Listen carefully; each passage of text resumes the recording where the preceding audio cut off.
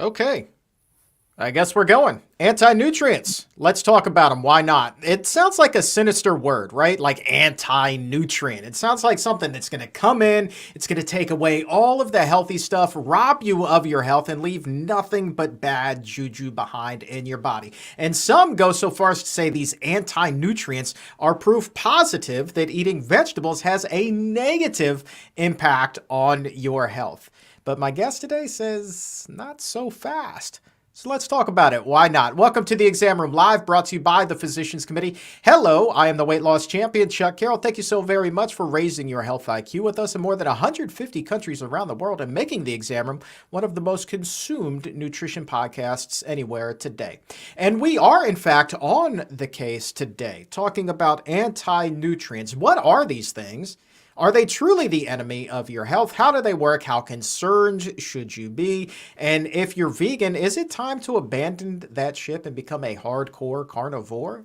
Well, maybe, just maybe, some of this whole anti-nutrient hoopla is overblown. You have to leave that possibility on the table today. And we're going to do that with registered dietitian Steph McBurnett. She is a U.S. Naval Academy graduate, a veteran of the service, a wife, a mom, just an overall amazing human being who's now devoting her service to the service of educating others on nutrition. And that's exactly what we're doing today in unraveling this anti-nutrient mystery. And if you have a question for Steph, drop it in the comments, drop it in the chat. We're going to get to as many as we can when we open up the dietitian's mailbag today. So with that, let's welcome Steph McBurnett to the Exam Room Live.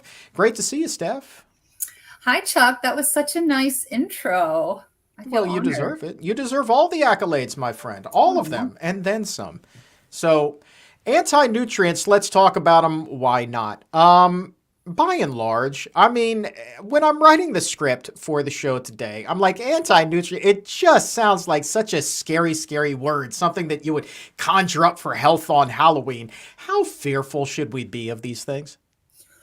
Well, bottom line, you should not be concerned. I actually don't like this title of anti-nutrient because it's very kind of negative and dark. And it's like, oh, well, if it's negative nutrient, then you aren't getting any nutrients from these foods. And a lot of them are found in plant foods. And they're in the plant foods because they help the plant either fight off bacterial infections or fight off insects. So when we eat them, some of those leftover compounds can interfere with some of the absorption of other foods. But at the end of the day, you're still getting tons of health benefits. And they've actually found, new research is showing that some of these anti-nutrients actually have a lot of antioxidants, and they're anti-cancer and antiviral. So these are all little buzzwords. But I love this question, Chuck, because I get these questions all the time.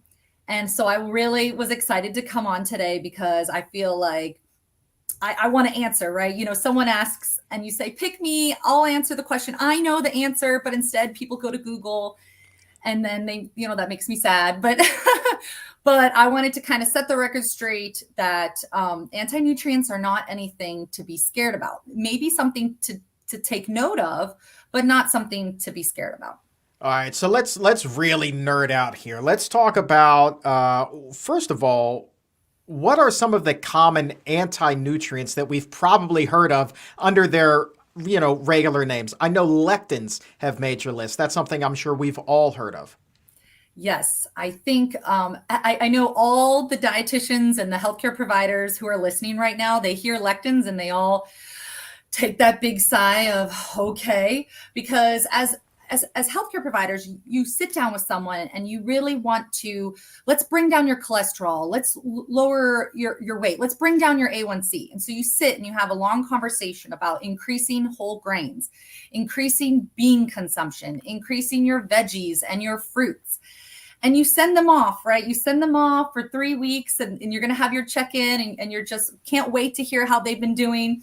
And then they come back 3 weeks later and they say, well, my friend said I shouldn't be eating whole grains or beans because of lectins or because of phytates.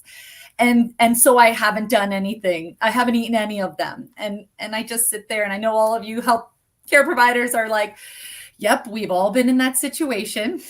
But that's why I'm excited for today and to talk about lectins and phytates and oxalates, is because it's not something we should forgo our whole healthy diet for, to avoid these compounds. And actually, it's the health benefits of eating these foods outweigh the potential negative nutritional effects. So I think you asked me about lectins, right? I did ask you about lectin specifically. Yeah. So Yes. like, how does a lectin go in there and do its anti-nutrient thing? What nutrients might a lectin prevent you from absorbing in its entirety? Yes. So lectins are found in legumes, so beans, peanuts, soybeans, and a little bit in whole grains. And they can interfere with the absorption of calcium, iron, phosphorus, and zinc. And you're going to hear calcium a lot today. That seems to be one of those. Calcium likes to bind to things, or things like to bind to calcium. But the good news is, if we, and you probably heard back in 2006, there was this health claim that said if you grind up kidney beans, raw kidney beans, and sprinkle it on your rice, you'll lose weight. Well, after that, hundreds of people ended up in the hospital because kidney beans actually have a very high amount of lectins. And then when they're raw, they can start, well, first they'll bind to the calcium, iron, phosphorus, but they can cause gastrointestinal pain. So all these people were in the hospital and they asked them, what did you do? And they were like, well, we were eating raw beans. It's like, well, whoever said to eat raw beans? The good thing about lectins is when you boil them for 10 minutes, when you boil your beans for 10 minutes, all the lectins are gone. So as long as you're eating canned beans or you're cooking your beans, you shouldn't have to worry about lectins. Now, some people actually wonder about peanuts. So peanuts are a legume, but you don't always cook them. And actually studies show that those lectins don't make it past the digestional tract for whatever reasons. Each plant is different. Probably there was fiber in the peanut that binds to the lectin. And so we actually don't see a big lectin, you could say, issue with peanuts. And actually, we found that there's different types of lectins, right? So wheat germ actually has a type of lectin that actually has anti-cancer effects, because it actually will go and attack a tumor specific. They found that lectins will actually go after kind of the tumor cells and not regular cells. So lectins, even if you get a little bit of them, they have anti-cancer effects. So lectins is one of them that we cook our beans, right?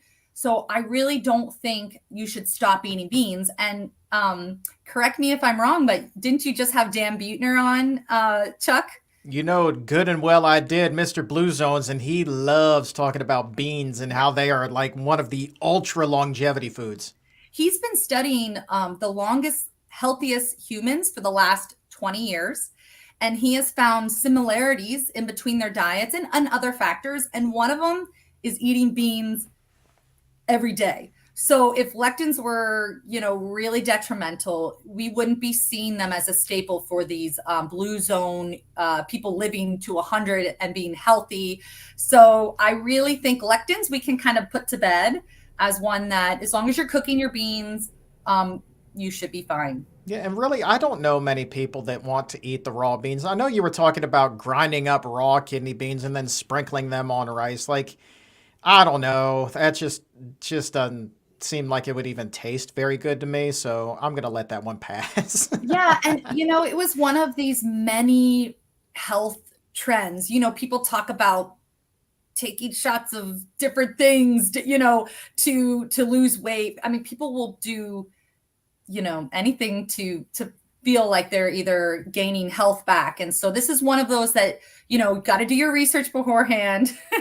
Yeah, and not just take whatever was said on the internet by someone random. So yeah, you've got kids. Don't let them do shots of vinegar in middle school when they're hoping to grow another inch or hit that growth spurt, right? It doesn't work out, kids. I'm so sorry. Oh my gosh, You yes. can't believe everything you read on the internet. You've mentioned phytates a number of times already. Let's talk about those. That's another anti-nutrient that made your list today.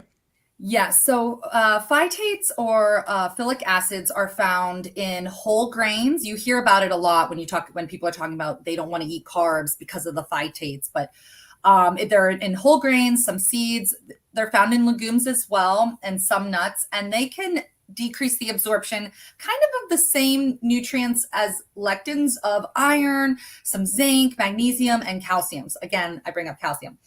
But really what it is it's the phosphorus bound in some of the bran of these whole grains or of these seeds or nuts. And so the good thing about, well, I guess the same with lectins, the good thing about phytates is if you cook them, or if you soak them, if you're soaking your beans overnight, or if you're boiling, that will reduce a lot of the phytates as well. Or if you're cooking your quinoa, right? You're not eating it raw. You're not eating your quinoa raw.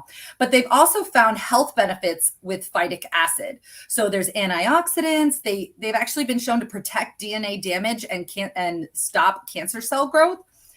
So they're actively being studied for cancer. And then because they bind to calcium, they actually have been shown to reduce kidney stones, which is kind of a buildup of calcium crystals in the kidneys, which we'll talk about that more. But yes, by cooking, soaking overnight, sprouting, even fermentation and pickling can reduce that, can kind of release that phosphorus that's bound to these plants.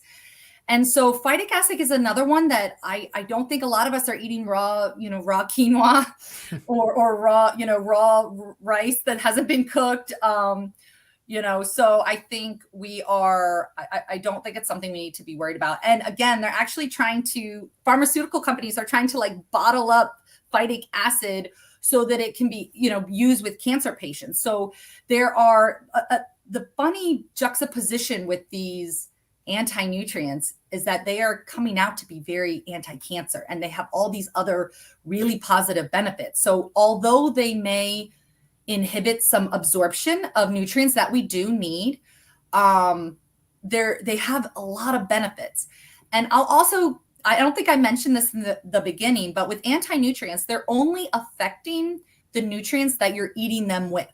So let's say you have beans once a day. It might affect the absorption of some iron and calcium during that meal. But if you have dinner later and you don't have beans, or you cook your beans really well and all the lectins are cooked out, you don't have to worry about that food that you're consuming. So that's another kind of just something of note that people should know, that it's not something that's doing damage to your body. It's just something that may be decreasing the availability of other nutrients that you're eating at that time. And we have a few people wondering about soaking. You brought that in there, and not necessarily like full cooking. Brian at 1212 wondering about soaked chickpeas in falafel. Good to go at that point? Yes. So the soaking process releases, I don't know if you've ever soaked beans, but there's like bubbles and there's of some residue, and that is releasing some of that phosphorus. And so I would be totally good to go. And again, these phytates or lectins, there's just not that, it's only affecting that meal that you're eating, if there is even any left. Let's say you don't soak for as long as you usually do, so it's not something to stop eating these foods at all. All right. And you mentioned peanuts a little while ago as well, which was music to the ears of peanut and peanut butter lovers across the world. But Cindy is wondering about raw cashews here at 1211. She says, heard we should not eat them raw, but I forget why. She says many recipes use them. When it comes specifically to anti-nutrients here, what's your take on raw cashews? Well, the ones we were talking about was legumes, and cashews are a nut and not legumes. So I don't think we need to worry about lectins or anything with raw cashews. And honestly, I don't, people sprout or soak their nuts so that they get creamier the next day. So that's what I've heard with soaking your raw cashews, is just to get it to taste better the next day rather than just blending them straight up. So I don't think, in terms of anti-nutrients, we shouldn't worry about raw cashews. You can eat raw cashews. Just make sure they're not super salted or, candied. Soak them so they taste better the next day. Isn't that like leftovers at the same time? Like most leftovers just always taste better the next day. I don't know if it's just because that flavor just gets a little bit richer. I don't know what the magic is there, man. But You know that's true. Mhm. Let's talk about another big one that has made the rounds, and we've even talked about oxalates here on the exam Mhm. room previously. Somebody had remarked to me, even in my personal life, somebody close to me was like, "You can never eat spinach and kale together because they kind of cancel each other out." And I assume it had something to do with oxalates there. What can you tell us about oxalates and anti-nutrients there? So oxalates are kind of the one anti-nutrient that is a little bit tricky, that if you are prone to kidney stones and they are calcium oxalate kidney stones, which means you know that it is the stone in your kidney is from calcium binding with oxalate, because there are many different types of kidney stones. If you know you are prone, you do want to avoid or boil your big oxalate foods. So there's the big three, which is spinach, Swiss chard. Those three are very high in oxalates. So if you are sensitive to, if you know that you get kidney stones and they're calcium oxalate, I would recommend possibly not eating those too much, right? And definitely not blending them and putting them into smoothies at very high concentrations. Now, oxalates bind to calcium, and so that's kind of where when you they get kind of stuck. If you're not drinking enough water and you're dehydrated, they can kind of collect in the kidneys and create kidney stones.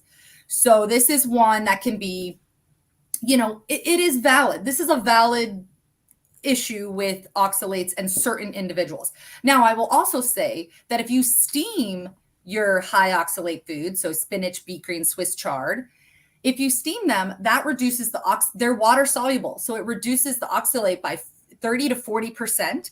And if you boil your spinach, Swiss chard, or beet greens, so if you're just like, you really want to get those other healthy nutrients, that will reduce the oxalate amount by 60%.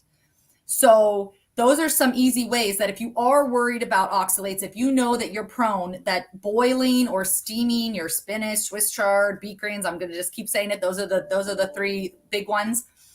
Other than that, another thing is don't blend them so much in a smoothie. So if you're having spinach every single day in a smoothie, make sure you are drinking a lot of water. So this is one that could possibly come up if you're just drinking cups and cups of spinach or cups and cups of beet greens. Let's try to mix it up. Let's do kale the next day, spinach the next, and keep going back and forth, or adding in other things like arugula or, cucumbers, doing different greens in your smoothie. Because you guys probably all know this, but you're putting 1 to 3 cups of spinach into a glass and you're drinking it. And so the absorption goes up really high of oxalates in a very short amount of time.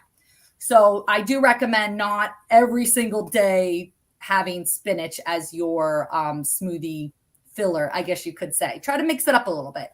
Another thing is, if you are supplementing with vitamin C, you might want to separate your high oxalate foods with vitamin C, because it can increase the absorption. So this is one, I will say, Chuck, this is one that can be tricky. This oxalate, I don't want to say all the other ones are kind of can be dismissed. Everything's of note, but this is one that if you are prone to kidney stones, you do want to be aware of the high oxalate foods and what you can do to kind of reduce that oxalate amount. All right, important question that I think can really bring everything together here for us and put some stuff into perspective. Let's turn back to an old cartoon. Let's go to Popeye. Popeye loved spinach, and he would eat cans and cans and cans of spinach famously. Matter of fact, when the cartoon was at the height of its popularity, spinach was super popular with kids. The power of marketing. How about that? So Yeah. instead of marketing cereal, why don't we market fresh food? Anyway, that's another show for another day. So you've got Popeye eating a ton of spinach, but then you've got his friend Wimpy, who loved hamburgers and would gladly pay you on whatever day for a hamburger today, right? So let's talk about who's eating the healthier diet. Popeye with the oxalates and perhaps puts him at a higher risk for kidney stones, or Wimpy with the hamburgers. If you had to choose one of the two diets as a dietitian, which one would you go with, Steph? 100% spinach. There's so much more in there that, like, we don't want to demonize this one single compound. And again, if you had to pick between spinach and hamburgers and you knew that you were kidney sensitive, you're kidney stone sensitive, I would still eat my spinach. Just I would boil it and make sure I spread it out throughout the day and not eating huge amounts at once. Spinach has so many other healthy properties. It's high in antioxidants, phytonutrients, fiber, phytochemicals, all that green, that chlorophyll does wonders. It's very anti-aging, it's doing wonders for your body. And I would take spinach, even if I was sensitive to kidney stones, I would still try to implement some spinach intake into my diet. There you go. Popeye, strong to the finish, unlike Wimpy. Mm-hmm. All right, we've got 3 more on your list here. Let's see if we can get to them before we open up the dietitian's mailbag. Number 1, let's go with tannins. I believe you've brought up the T word already, but let's take a deeper dive. Talk to us. So I'm sure some people in the audience have heard this. Tannins are found in tea, coffee, and somewhat in legumes as well, and they can decrease iron absorption. And just to kind of go back into my dietitian diaries, go back to when I worked back at a subacute care facility, there was a lot of elderly, and elderly love their coffee, man. They had coffee when they woke up, they had coffee at breakfast, they had coffee at lunch, and they were drinking coffee at dinner. And sometimes you would see low iron levels, and I would go and say, well, when are you drinking the coffee? Oh, you're drinking it with every meal. So then that did kind of, that affected their iron levels. So what did I do? I just suggested, let's have a coffee in the morning, a coffee with breakfast, and then your coffee in the afternoon. Just don't have it with lunch or with dinner. And it seemed to clear up. We had a lot of dedicated coffee lovers. But again, the way you brew your coffee can reduce the tannin amount. So you can do cold brew. That will reduce it, or light or medium roast has less tannins than the dark roast. So if you are worried, let's say, you are someone who runs low in iron or on the lower level, and you love coffee, and you're thinking maybe to yourself, they could be related. I mean, it is a possibility. So if I were you, you start separating your coffee from your meals, maybe drinking light coffee versus dark, maybe having some cold brew, and that will reduce the tannins immensely. And then with tea, there is black tea has the highest amount of tannins, and then we have green tea actually has the lowest. And then there's the herbal teas, chamomile, that actually don't have any tannins. So tannins is just one of those kind of buzzwords as well. I think you only really need to worry is if you find out that you are low in iron. It is something to think about, right? To kind of go, oh, I'm running low. How much coffee and tea am I drinking? But if you have normal iron levels and you love coffee and you're doing fine, nothing to worry about.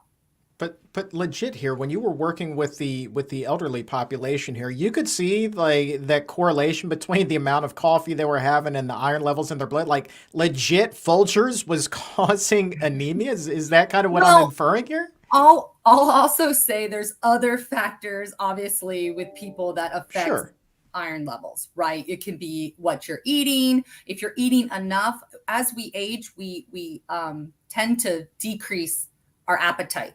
And then you start to be, you aren't able to chew as well. You aren't able to taste as well. So you end up drinking a lot of your meals. And at the end of life, you can just end up drinking all your meals. And man, those individuals, they love their coffee. So it might have been a twofold factor that I was pulling out coffee, but adding in food. And that was also increasing their iron intake as well. So just kind of saying, all right, let's hold off until we've had a full sandwich or soup or mashed potatoes, something that they could chew, pudding, something that was a lot of soups with like the really cooked down beans is something I recommended. So I think it was a twofold process of not just the coffee, but it was always something that I had in the back of my mind when I saw, people drinking coffee all day long. All right, I want to give a shout out real quick to Lori Herman in the chat right now. Just dropped a message of all messages. Says, thanks you for rescuing the benefits of spinach back on our plate. Cute Popeye versus Wimpy. And isn't it funny that spinach was readily available, but Wimpy could never afford his burger?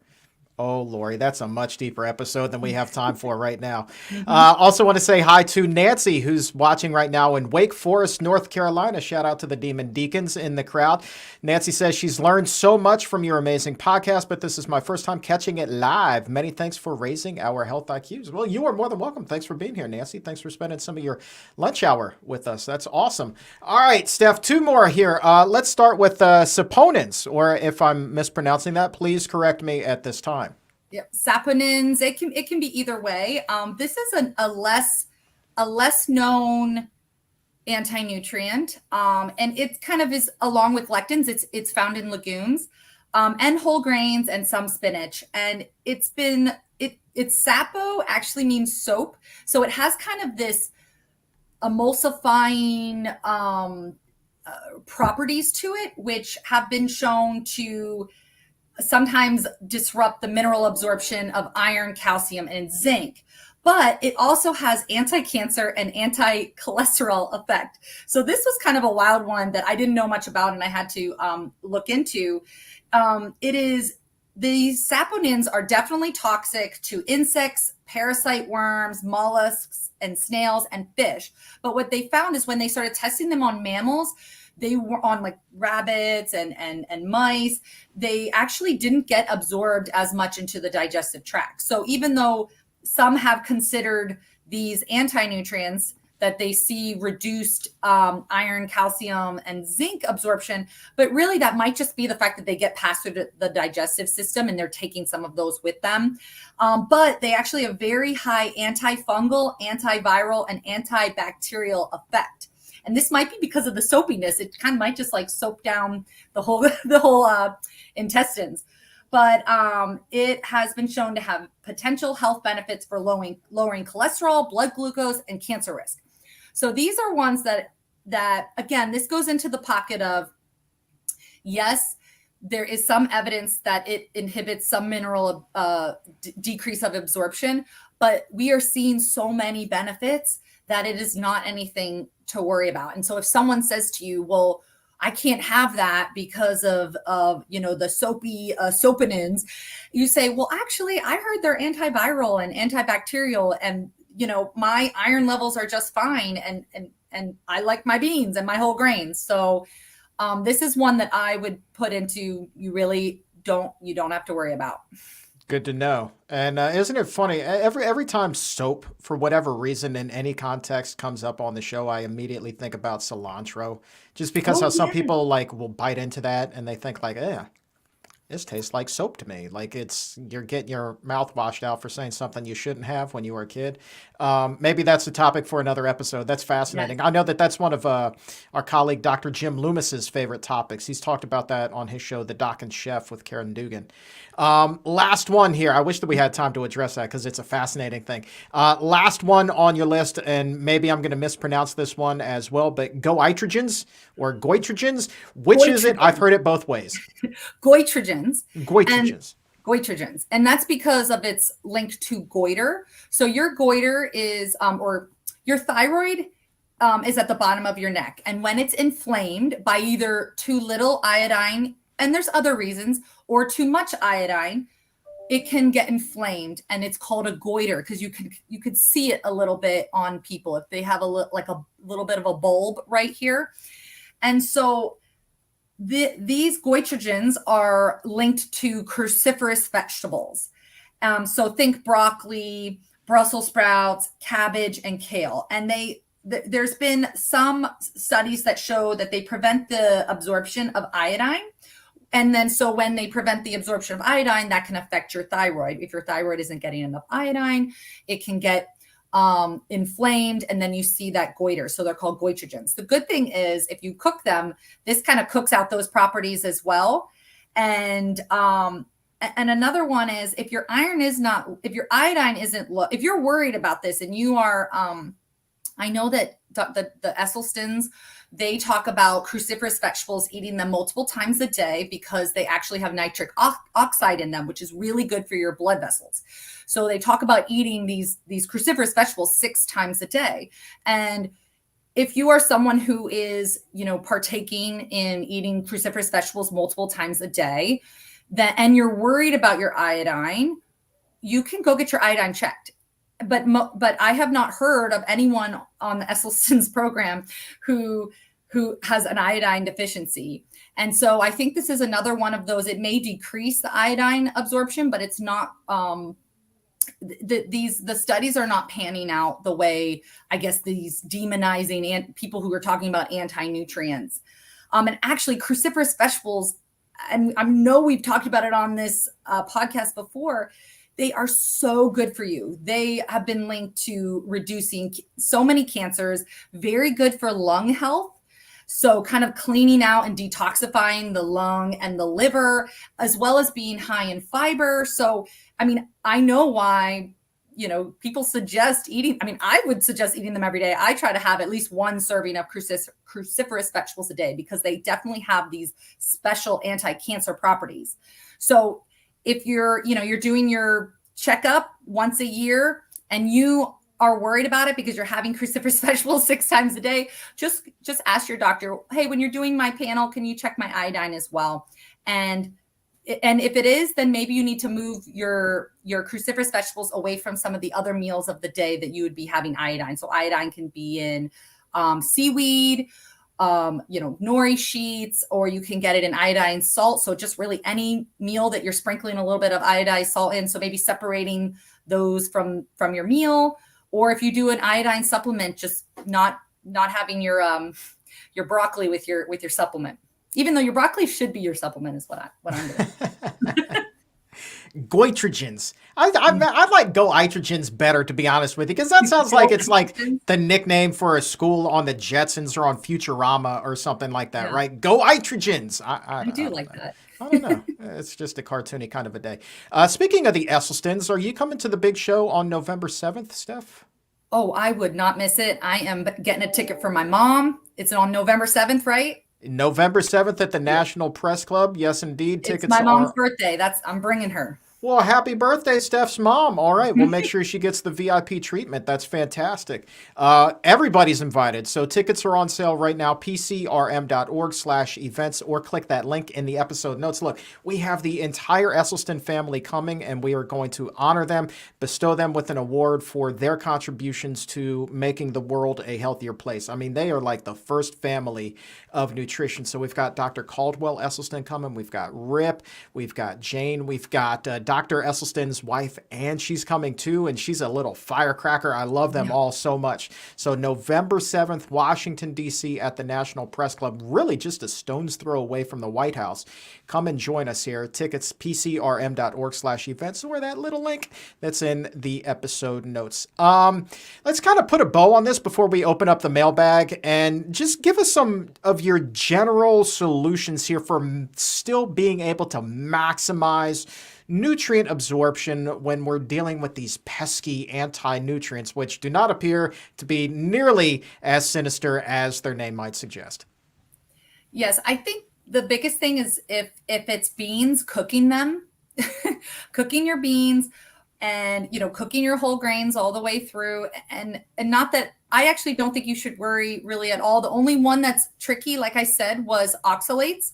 So just be a little bit aware of that. But in general, beans are one of the most impactful foods. They're high in fiber. They're high in protein. They actually do have calcium, iron, and zinc in them. And so I would not really hold back on any of those. And if you are worried, you can go get your blood tested, see if you're low on any of these items, and that should probably hopefully calm you down. But no, all these foods, actually, it's funny. I read a few research papers talking about anti-nutrients, and at the end, the conclusion every single time was the health benefits outweigh any sort of decreased absorption of nutrients from these possible anti-nutrients. And so I have that like highlighted in my brain, that these anti-nutrient might be a scary word, but it's nothing to be scared about. All right. So highlight it, bold, underline, whatever it is you got to do. Bottom line, the good outweighs the bad here. Doesn't seem to be any question about that. Nonetheless, questions still remain. So let's take some here from the dietitian's mailbag. Number one, this too comes to us from Lori at 12:15, talking about oxalates again in particular. What is the beneficial amount of spinach versus the detriment? So like, is there a maximum amount of spinach that you might recommend somebody partaking in a day? You said cups and cups and cups is probably not the best idea, but what do you think is a safe limit there, Steph? Honestly, we talk about having certain servings of vegetables per day. And so you want to have, 4, 5, 6 servings of vegetables a day. And I think if you have 2 servings or 3 servings of spinach throughout the day, that's just fine. If you love your big spinach salad, that happens to be 3 cups in there, you're eating it with a bunch of other stuff and you're eating it slowly. I would just be worried not worried, but if you're drinking a smoothie down in 30 seconds every single day with 3 cups of spinach, that's when you might want to say, okay, I'm going to just swap it out every other day. So I think 1 to 3 cups is A-okay.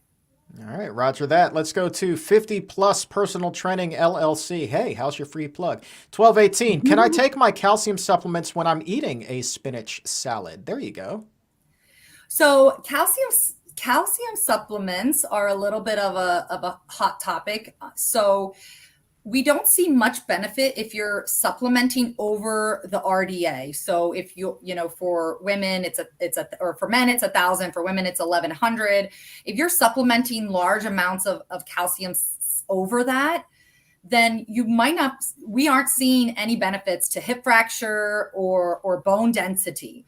Now, if you historically know your diet and you're not reaching that minimum 1,000, then you could take a calcium supplement, but most supplements are over 1,000 milligrams. So that's going to be pushing you way over the RDA. But yes, maybe you don't want to eat your calcium supplement with your spinach salad if you know that you run low already on calcium. All right, let's see here. What else do we have here? Sticking with oxalates here, I find that high oxalates foods, this one comes to us from Rhonda. I find that high oxalate foods such as spinach make me more prone to bladder infections. I'd love to hear that addressed in a future show. Well, why don't we just go ahead and address it now? Do you know of any correlation there? Well, yes, your kidneys, filter down to your urine and into your bladder. So there is a connection there. And actually, sometimes when you're passing kidney stones, they go through your urine and your bladder. So there can be a connection there. I would make sure that you're drinking enough water, and maybe for you might be a little bit sensitive to high oxalate foods. So I wouldn't put them in a smoothie, and I would boil them, or if you are going to eat them raw, just eat them, 1 time a day, not multiple times a day. And so it looks like she might be sensitive to oxalate foods. And we did talk about that. Yeah. So some people are. All right, let's give a couple of shout outs here. Global one. Here we go. Kanan says, hi, Chuck. Greetings from Abu Dhabi. I'm the Lone Ranger of Food for Life instructors here. Well, that's awesome. Thanks for carrying the torch over there. That's so cool. I believe that we have met in the past. So good to see you again, kind of virtually, Kanan. By the way, anytime if you need a live speaker in person at one of your classes, you got my email. Shoot me a message. I would love to see that part of the world.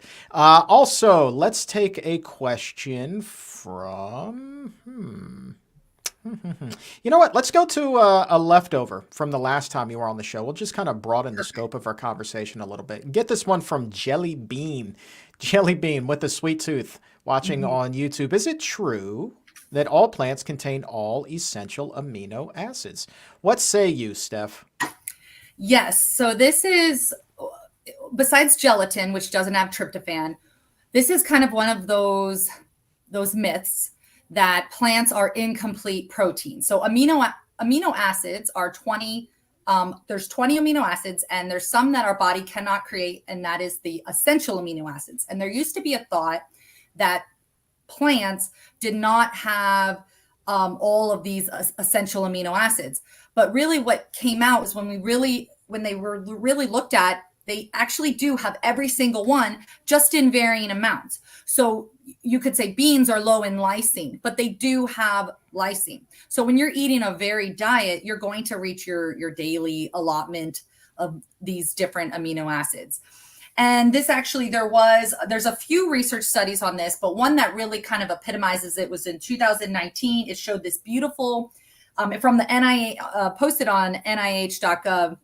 It shows this beautiful figure with all different types of plants and then all the amino acids, and you can see the varying amounts. And it's actually a really beautiful graph. And so if you're interested, we can put that maybe in the show notes. But yes, all plants have all essential amino acids. So we can put that myth to bed.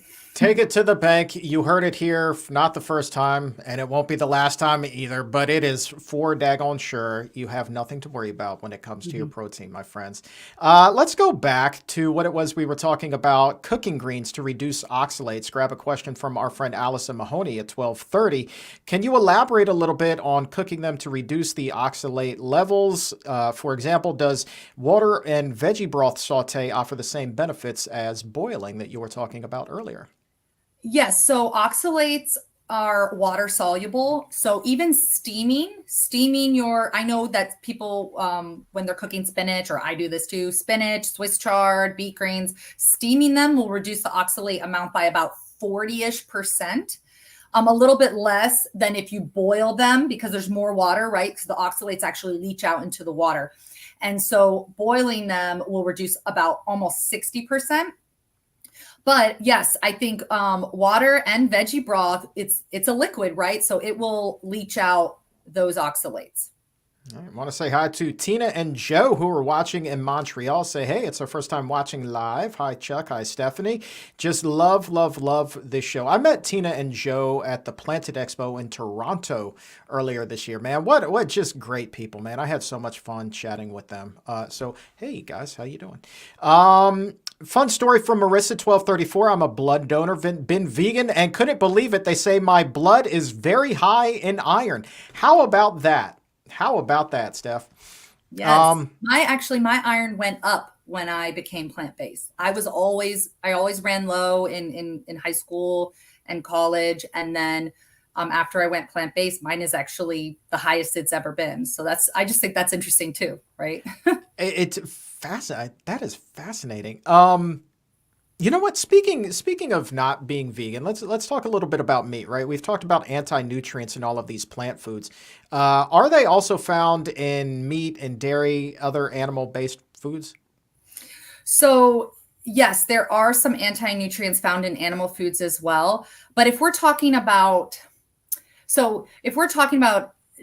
compounds that bind to something, so that you decrease the absorption. One thing, and I'll go back into my dietitian diaries, when I was working for Women, Infant, and Children, the WIC program, I was a nutrition counselor, and women, pregnant women and infants and young children were all in this program, and they receive a package of food once a month.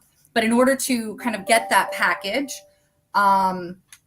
you had to come in for nutrition counseling, and they kind of checked on you. We did height, weight, and we did iron. We took iron of these 2-year-old, 3-year-old kids. And, at first I was kind of like, this is interesting. But what it came of it is, if you found a child who was low in iron, the first question you ask is, what is he drinking during the day? And the mom goes, he gets up and has milk, and then he has milk in his cereal, and then he has milk with lunch, and then he always needs milk to go to sleep, so he has milk before bed, and then he has milk with dinner, and then he has to go to bed. We give him 1 to 2 bottles of milk. And milk actually the calcium binds to iron. So calcium binds to iron in general as well. So the first thing we would talk about is, he is X years old, he should be only having 3 glasses of milk a day, and let's try to not have them during meal times, because we want to bring his iron up. So if we're talking about nutrients that inhibit other nutrients, then we need to talk about dairy milk as well. But really, calcium in general binds to iron. So it's just one of those really tricky things. Are we going to all call dairy milk an anti-nutrient? I don't know.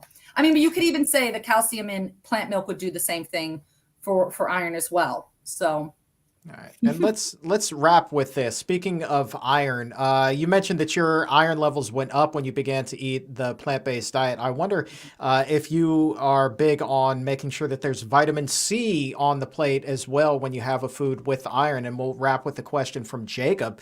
Isn't it a good combination, an all-in-one package, if you will, of plant-based iron with vitamin C, such as what you might find in a pomegranate? So yes, pomegranates are very high in vitamin C. Iron, they're not as high in. There is some iron in fruits and in vegetables. So pomegranate, I wouldn't call like the high iron food. So even if you, let's say there's 1 milligram of iron in a pomegranate, and that is being very generous, you can almost double or quadruple by the amount of vitamin C. So that would potentially get you about 4 milligrams. Well, men need about 8 milligrams for the day of iron, and women need 18 milligrams, especially menstruating women, 18 milligrams of iron per day.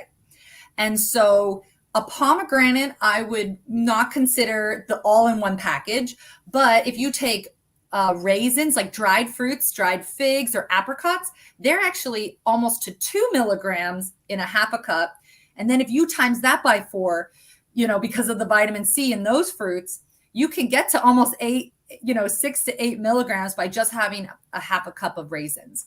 So yes, vitamin C increases your iron absorption, but you also do have to think, is this something that's higher in iron? But iron can be found in fruits and vegetables and even pomegranates.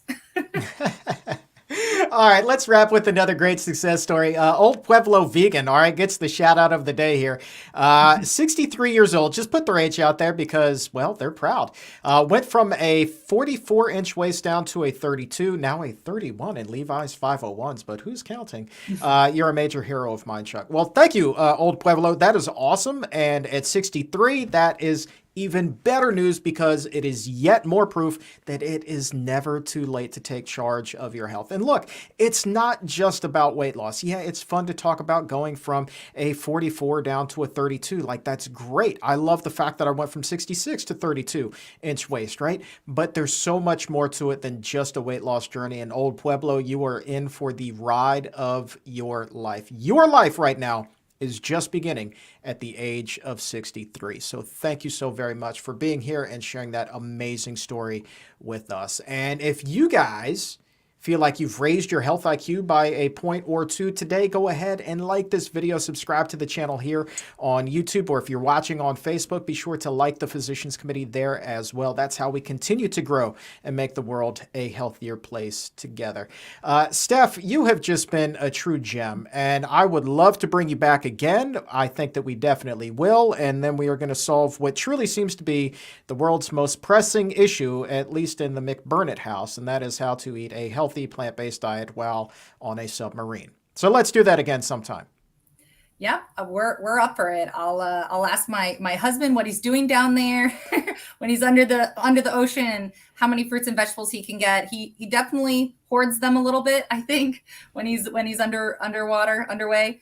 But he definitely does his best, I will say. And I think we need to bolster and support all kind of institutions in increasing their healthy foods. Yeah. And you guys thought I was just talking nonsense and gibberish. No, legit, like her husband on a submarine eating a plant-based diet. And this is just, it's amazing to me. I love it so much. I want to do a whole show just devoted to it. Maybe we can do it from the sub. Can we make that happen? I don't know, but we're going to try.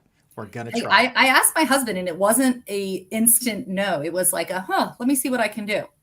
I'll take that as like a 10% yes. Yeah. Exactly. So I'm going to hang on to that 10%. All right, Steph, thank you so much for your time. This has been tremendous. All right. And I also want to say thank you so very much to the crew behind the scenes for making the magic happen, and to all of you exam roomies for hanging out and asking so many great questions today in the Dietitian's Mailbag. You guys are the ticket. And for everyone here at the Physicians Committee, I am the weight loss champion, Chuck Carroll. We will talk to you again very soon, but until then, keep it plant-based.